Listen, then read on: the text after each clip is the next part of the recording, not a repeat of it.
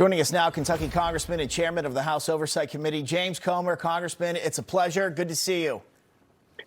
Thanks for having me. Let's talk Ghislaine Maxwell happening next week. I think largely what the American public wants is to know who else was involved with abusing minors. So are you going to ask her that? Are we going to get to the bottom of that?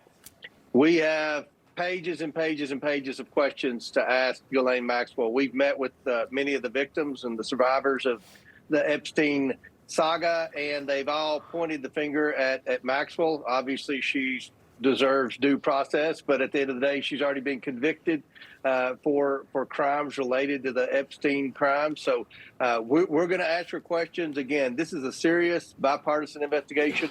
We're trying to determine how the government failed the victims and who all was involved.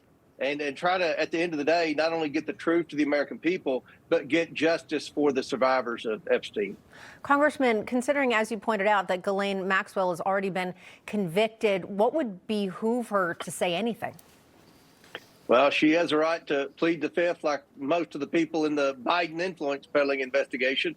But at the end of the day, we've negotiated with her for a long time. She's threatened to plead the fifth. Sometimes people threaten to plead the fifth, but then when they get sworn in, their conscience kicks in and they say, I don't want the American people to see me pleading the fifth to all these questions, and they start to answer questions. So hopefully she'll answer questions because she's the key figure in all this. She's the most important witness in the whole Epstein investigation that's still alive. So we're hopeful that we can get some information out of her. We hope she answers the questions. It's virtual because she's in prison, and it's very difficult to get a bunch of members of Congress and staffers in a prison to conduct a deposition. So we're doing it as our almost every deposition from an inmate virtually. And Congressman, I think they also want transparency. So talk about after the deposition, it's going to be done virtually, you say, releasing those videotapes, the audio, all of it so we can know. Absolutely. 100% of the time when I've done a deposition in the 3 years I've been chairman of the Oversight Committee, we've released the transcript. When we record the depositions, we release that too. So it's preposterous for Hillary Clinton to say, oh, I want this to be made public. She's trying to spin a narrative that's not true. 100% of every deposition that's ever been conducted in the history of America has been conducted by, in quote, closed doors. That's where you do a deposition in a courtroom. A courtroom's closed doors. We're recording her testimony and we will release it. It will be made public. So for her to try to spin a narrative that this is going to be in a smoke-filled room, you're going to have, a dozen or so Democrat members, probably 24 Republican members of Congress. It's going to be recorded. Within 48 hours, everyone in America will see the entire deposition. So it's going to be made public. What she wants is a hearing. And as your very effective reporter just stated, and everyone who's ever watched a congressional hearing knows, hearings are more for entertainment than substance, unfortunately. My job isn't to entertain people. My job is to get the truth to the American people and try to get justice for the victims. So to do that, we've got to have a deposition. You're not trying to produce the best political theater ever produced. And we've seen a lot of that over the past few years. I do want to get your thoughts, though, on what Hillary Clinton said. She directed to you. She said, let's stop the games. If you want to have this fight, I was trying to figure out, what is she talking about? We know that she and her husband have already answered a lot of questions. They first said they were not going to discuss this any further. Now they're saying they want everything to be out there. What games are they playing?